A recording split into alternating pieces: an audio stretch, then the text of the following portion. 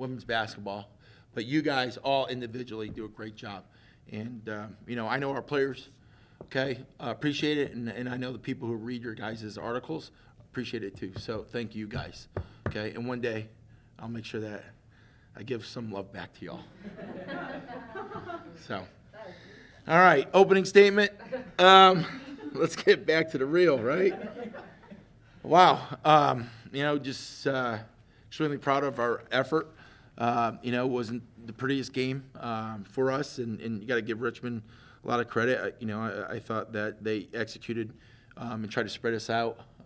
Defensively, did a really good job of really driving and kicking and getting us into rotations and knocking down threes. We know that they're a 5-out motion team, and it's really hard for us to defend that. And if you don't contain the first dribble penetration, defensively, you're scrambling, and we scrambled, and they make shots. That's what they do. Everybody on the floor can make threes, and I thought number one did a really good. Grace Townsend did a really good job of facilitating for them, and we had to do a better job of containing her. We didn't until late. Obviously until the fourth. Did a better job in the second half.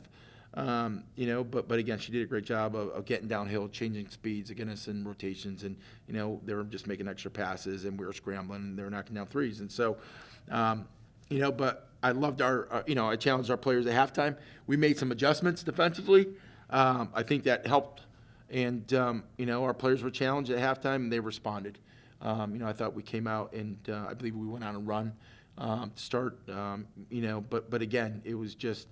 One of those games, and we had to grind it away. And I thought McKenna White was really good, and her double. But I just thought her energy, her effort, crashing the boards, getting 5 offensive rebounds, and getting putbacks, and I thought she was great. And I thought that we executed down the stretch in the fourth, and it became a half-court game. And we executed, and we were able to score down the stretch and take over the lead. But again, the most important thing to take away of this is, every night it's not gonna be as pretty as the last 2 games. Everything went our way against Duquesne, everything went our way against VCU. But teams come in and they prep for you. And we're gonna get their best, and I felt we got their best. And we didn't play our best, but yet we still found the way to win. And, extremely proud of our team. So I'm rambling, and I'm going to stop there and ask if you guys got questions. Going off the last point you just had, where you had those 2 kind of blowout wins recently, and then coming here and winning in crunch time, there's kind of that foul game towards the end. Sort of, what did you like from your team sort of in the high-pressure situation, and then what kind of does it teach you now in February that you can prep for those close games? Yeah, I thought we did a great job of executing. Not keen on some of those fouls that stop the clock and put them to the free throw line. We got to do a better job of not fouling in those instances, especially when we're up. We don't want to do that, right? You want to make sure that they have to earn their points. But again, I thought we executed, and we ran what we wanted to run to get the ball in. We had to value the ball. I think there was just once, where Sid, lost it. But we executed. We're able to inbound the ball and get to the free throw line. You talked about McKenna White's effort tonight. What kind of spark does she provide coming off the bench, especially? Do you see any motivation on the floor when she gets out there? Yeah, absolutely. She brings energy. I'm sure you guys can hear her talking defensively. And it helps us out. She has a very high basketball IQ. She does, and especially for tonight, like her communication. When you communicate, it fixes a lot of mistakes, and her ability to talk and see plays happen before they actually happen help us out. But I thought just her toughness and her overall will. We were in timeouts, and her positivity was unbelievable in the timeouts today. And I told her at the end of the game, in front of the team, how proud I was of her, because regardless, she was like, "We got this. All we got to do is keep talking. All right, we're gonna win. We're gonna win." And like that, it becomes infectious, and just helps us out. And I just thought that she was tremendous here tonight. Hannah's really quick. Did she plant the flag tonight? She did plant the flag. Thanks. Oh, you Yep. Going off of McKenna again, as her coach, how have you seen her improve from her first year with you to where she's at now? Oh, man, you really want to go there, huh? All the way back. I think, there was a maturation process for McKenna, number one. I think that high school was really easy for her because of her size. And she's always the best one. And, you come here and, there's 13 other division, or 14 other Division I players. And, and it takes time. It takes time to, learn a system. But slowly but surely, she continued to get better, and she understood what it takes to play at this level. And so, she's very competitive. She's ultra competitive, But what I think that just her maturation, she's matured, and she leads on the floor. I think that's something else. And I think the other thing is, she's learning to sometimes there's a little bit of drama there. And I think that she's grown out of that, and she's starting to understand and realize what's really important. With today being Play for K-Day, and how important do you think it is for UMass and the whole country, all the athletic departments, to have a game like this?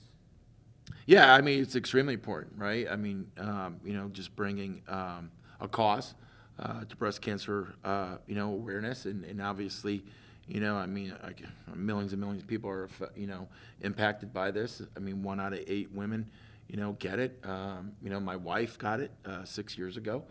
It's something that we've been, battling, and it never goes away, right? It never goes away. So when you look at what Kay Yao and her foundation has done, just giving people hope, giving people an opportunity to have their lives extended because of the money that they raise, and so forth. So it's an unbelievable cause, and it's something that we just gotta keep in the forefront, and we gotta keep fighting. And not only women, are affected by it, but men too. But obviously the numbers for females is obviously greater. But it's something that we got to continue to fight, and we got to keep in the forefront. You talked about the changes you made at half. How did you kind of address Addie Budnick? Yep. She was kind of the lead shooter for the night, and she was knocking down. Yeah, she was. Yeah, 19, right? I think 20, yeah. a 20 at the half. Yeah. What was 17. Yeah. Okay. Okay. Go with her on it. Go with Yeah. her. Just kind of what adjustments did you make to maybe cover her? Yeah, one, we obviously addressed that, and I believe I said 19 and a half. That's okay. They don't need to know the exact number, but it was a lot, and she was impacting the game, right? But we made some adjustments defensively, especially on the on-ball screen, so that we wouldn't get in rotations as quickly, so we're able to hedge the on-ball screen, the first ball screen, and then switch everything else, and then keep them in front of us. So, we mixed it up. And then late in the fourth, we mixed up what we were doing defensively. We gave them 2 different schemes. And I think that kind of confused them as well. You saw them turn the ball over, all right, because they thought that, we were going to switch, and we didn't switch. And then, they thought we were going to defend one way, and we defended it another way. So I just think that kept them, second guessing what we were doing. And I think it bothered them a little bit down the stretch. Any final questions for Coach? Thank y'all. Thank you. Me too. Wow. Y'all boosted my Made shit. my dad. Okay. Leave me alone. I got a Stanley do. We'll start with questions. You guys, I feel like a lot talk about the trust you have within each other, and kind of anyone on the court, but in kind of close games, what specifically do you like that kind of reinforces that trust that you have within one another? I mean, I feel like all of us having positive energy, and even if we turn it over, miss a shot, next play, like some of us can get frustrated if we miss a shot, have a turnover at a bad time, but next play, get it back on defense. So just kind of repeating that to one another and having high energy, and obviously McKenna does a really good job of that. I feel like we really pride ourselves in that for the most part. I know us as a post group really focus on that and being consistent in that. So I think that really helps us specifically. Yeah, I would definitely, like, going off of what Sam said, like, Coach Leffler definitely instills that in the post group, making sure that we're always talking at practice, we're always the loudest group, we're always together, whether it's a bad pass or a missed shot, like, he instills that just, like, teamwork and working together and lifting each other up. Both of you had a homecoming game this past weekend, and then you carry it into very strong performances today. In a season as long as the one you're in, what does that spark where you get to see so many friends and family? How does that re-energize you for the stretch run? I mean, I think for both of us, that was her first time playing at home. That was my last time playing at home. So I think going into that with a lot of excitement and, like, I think going into it, we knew we were pretty confident if we played our game, we were going to come out with the win. And just going in with that mindset and being able to see, like, 40-plus people each afterwards was awesome. And knowing how much support we have, even if we don't always see it here, just knowing that, knowing they're watching from home is always, like, good to hear. Obviously, Amherst is a little far from us, but knowing that they're all tuned in every single game, I think really helps. I would definitely say, like, it was a blessing going home and, like, just seeing, like, all the family and friends and, like, you know, old high school coaches just come out and, you know, support. Like, the support system, like, it's a long season, like you said, and, like, you're at the Division I level and playing at this level, like, you need as much as support that you can get. At the end of the third, you guys had narrowed the deficit to 1. How did you kind of carry that motivation into the fourth to then overtake the lead? Like, what was kind of that shift in momentum that let you guys do that? I would just say, again, like, staying together, reinforcing and talking to each other, telling each other that, I mean, we got this. Like, we've been in the situation before. Again, like, we could talk about the championship game. Like, that's the energy and that's the momentum. Like, we have to play with each and every night because, you know, teams are coming for us. And the more we decide that we're going to stick together and we're going to play together as a team, that's the carryover. Yeah, and I feel like we've had pretty good starts lately, and today, not that we didn't have a good start offensively, but they were hitting shots too, and not letting that, you know, bring us down. And going into halftime, he challenged us. Our defense wasn't working the way we wanted to, so making some adjustments and really locking in on that, and knowing, like, it's a game of runs. They're going to go on their run, but our run was just bound to happen, and then it happens end of the third and going into the fourth. All the momentum's with us. The fans we did have, we felt tonight. So, yeah. Go ahead. For both of you, but starting with McKenna, Coach Verdi was talking about sort of your maturation process from where you came to UMass to where you are now. For you, you know, how do you feel like you've grown during your time here at UMass? And then Sam, how have you seen McKenna grow as well? How much time y'all got?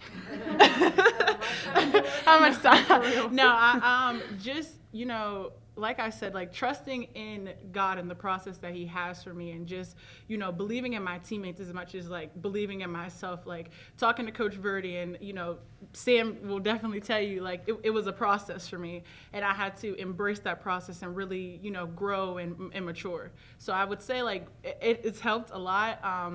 And just digging in and reading my Bible has really, like, shown me different, you know, different paths and the light at the end of the tunnel. Yeah, I think, like, going back to her freshman year, like, over COVID, like, she never struggled with, like, picking up on things and picking up on concepts. Her biggest thing was just consistency, and, like, she'll tell you, like, her freshman year here, that's definitely the biggest thing she struggled with. And then last year, like, you could see her getting better and better, and this year she's obviously been, like, the most consistent. Like, from jump, she's been consistent, like, positive energy. Like, her lows aren't super low. Like, when she's low, she's still giving positive energy, whereas freshman year, McKenna can't say that would have necessarily happened. So just seeing that and knowing that she's, like, really focused on that, because that can be a hard thing to do. Like, if shots aren't falling, it can be really difficult to, like, stay positive. And just, like, seeing her grow in that area alone has, like, affected every other area of her game. And, like, if she's not hitting shots, she's not giving up on herself. She's going to keep shooting them. And as we saw tonight, like, she has a double-double in, like, the second half alone. So, like, letting the first half not affect her second half, like, those are just two areas, because, like she said, like, if we went on, we'd be here a while. But but that's just the best thing. That's kind for both of you, but I'm sorry, McKenna again. You know, what kind of energy do you try to, you know, bring in when you check into the game? Like, how do you try and, like, maybe influence or change play up your team? And then Sam, what do you notice about McKenna when she kind of comes in and how that changes things? I would just say my communication, like you guys probably already know, I'm loud. So just talking on the defensive end. We also talk about, like, offensive communication. So just talking and making sure, like, I'm calling out screens, or if I'm setting a screen, I'm making sure I'm telling my teammate I'm setting the screen, or I'm slipping the screen. Just keeping the energy up and just talking and communicating. Yeah, I think we talk about that all the time, like, in practice, like, if a certain select few of us aren't talking, the practice would be very quiet, and clearly McKenna is one of them. So just, like, when she comes in the game, she just brings a different like vocal energy. Like she said, defense and offensive, and same thing in timeouts. Like Coach Verdi probably highlighted on it. Like in timeout, she's always talking, like repeating what he's saying, because if some people are down, she's repeating, like letting them know it's okay. So just like bringing that aspect, and obviously like she can shoot the ball, she can finish. So like the vocal aspect as well as the scoring and rebounding clearly. So just like every aspect. I don't know. Like I have no words. Like every board tonight was hers. So I think that's like the biggest highlight of tonight. Final questions for Sam and McKenna? Thank you. Thanks. No, I swear that she's coming down. I was like, oh, where's she at? Sam, my new fun fact is that I've